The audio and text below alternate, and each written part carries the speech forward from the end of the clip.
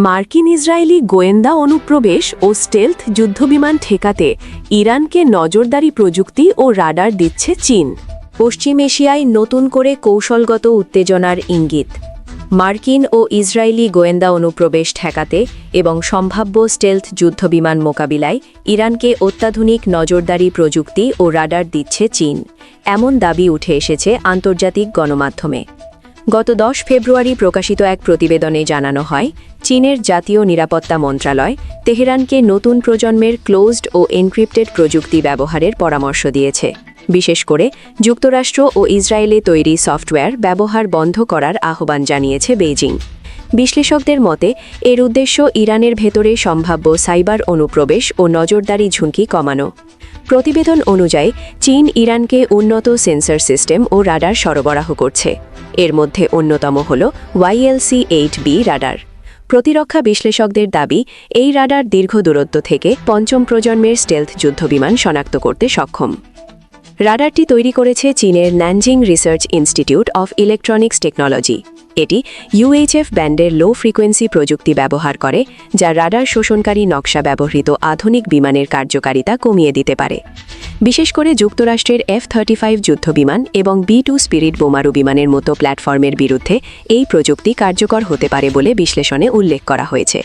উল্লেখযোগ্য বিষয় হল, ইসরায়েলের বিমান বাহিনীতে বর্তমানে 48টি F-35 স্টেলথ যুদ্ধবিমান রয়েছে, যা মধ্যপ্রাচ্যে একটি গুরুত্বপূর্ণ কৌশলগত শক্তি হিসেবে বিবেচিত। শুধু রাডারই নয়, চীন ইরানকে যুক্তরাষ্ট্রের GPS ব্যবস্থার বিকল্প হিসেবে চীনের বেইডো স্যাটেলাইট ন্যাভিগেশন সিস্টেম ব্যবহারের পরামর্শ দিয়েছে। এর লক্ষ্য সম্ভাব্য ট্র্যাকিং বা প্রযুক্তিগত কারসাজি এড়ানো। এই প্রতিবেদন এমন সময়ে সামনে এসেছে যখন যুক্তরাষ্ট্র পশ্চিম এশিয়া অঞ্চলে উল্লেখযোগ্য নৌ ও বিমান শক্তি মোতায়েন করেছে।